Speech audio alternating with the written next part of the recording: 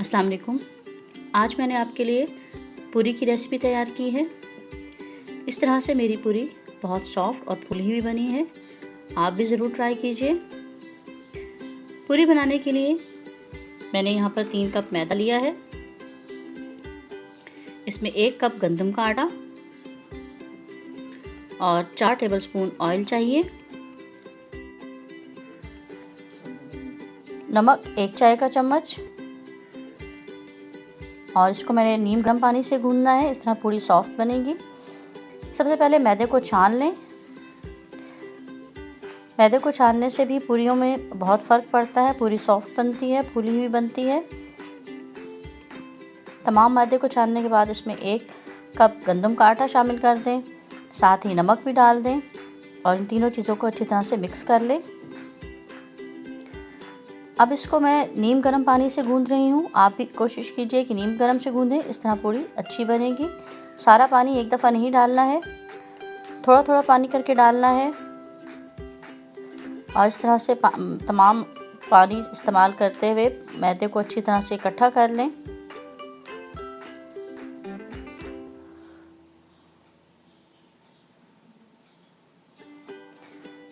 अब सरफेस पे मैंने थोड़ा सा ऑयल लगाया है ताकि मैदा चिपके नहीं, और इस पे अब मैंने आटे को रख के इस तरह से अपनी हथेली को प्रेस करते हुए आटे को आगे धकेलना है और फिर पीछे खींच लेना है। इस तरह से देखिए, ऐसे आटे को हाथ के ज़ोर से इस तरह से आपने गूंदना है। इस तरह गूंदते हुए कम से कम मैंने 15 से 20 मिनट लगाए हैं। थोड़ा सा मैंने ऑयल सरफेस पे और डाला है। अब जो बाकी का बचा हुआ ऑयल है उसको तमाम आटे पे फैला दिया है और इस तरह से फिर आटे को गूंदना है। अब आटे को इतनी देर गूंदना है कि तमाम ऑयल इसके अंदर जज़ब हो जाए और जो सरफेस है उससे आटा चिपकना ख़त्म हो जाए। इस तरह गूंदते हुए भी 10 से 12 मिनट ज़रूर लगते हैं। जितना आटा अच्छा गूंदा हुआ होगा उतनी पूरी अच्छी बनती है। देखिए, अभी भी ये चिपक रहा है, मैं इसको और गूंद रही हूँ।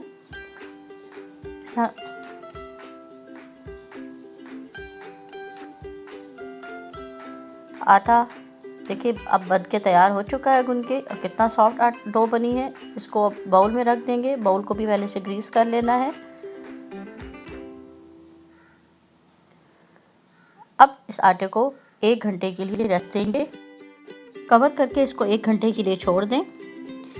1 घंटे बाद हाथ को ऑयल लगा लें और इसके पेड़े बना लें आटे के। पेड़ा बहुत बड़ा नहीं बनाना है, पूरी का पेड़ा बहुत बड़ा नहीं बनाते हैं, छोटे छोटे पेड़े बनाने हैं। और जिस प्लेट में या जिस बर्तन में पेड़े रखने हैं उसको भी ग्रीस कर लें। ये इस प्लेट को भी मैं ऑयल लगा के ग्रीस कर लूँगी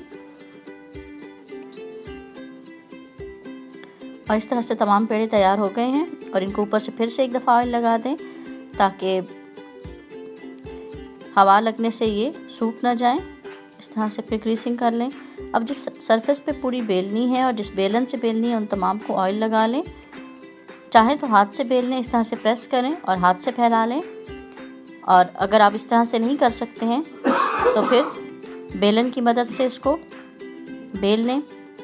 बस ख्याल रखना है कि तमाम तरफ से एक जैसी बेले, कहीं से मोटी और कहीं से पतली ना हो। शेप का आपने ख्याल नहीं रखना है, बस इस तरह से पूरी बेल लें। जब ये ऑयल में जाती है तो खुद ही ठीक हो जाएगी। ऑयल को चेक कर लें, थोड़ा सा आटा डाल के चेक कर लिया है कि सरफेस पे आ गया है। तो अब इस पे मैं पूरियाँ फ्राई कर लूँगी। देखिए पूरी फूलना शुरू हो गई है।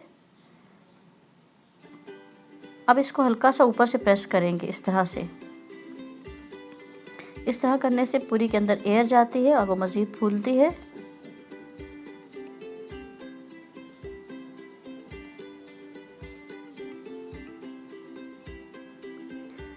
बहुत ज़्यादा देर फ्राई भी नहीं करना है, बहुत सुर्ख नहीं करना है, बस लाइट सा फ्राई करना है। पलट के एक दूसरी तरफ से हल्का सा फ्राई कर लें और छलनी में निकालना है। देखिए पूरियाँ फूलती जा रही हैं।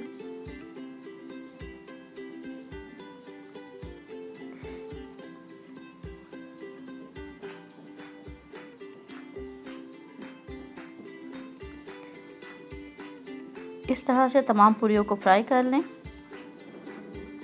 पूरी बनाना ज़्यादा मुश्किल नहीं है, बस थोड़ी सी आटा गूँधने में मेहनत लगती है। जितनी देर आटा अच्छा गूँधेगा उतनी पूरी भी बहुत अच्छी बनेगी।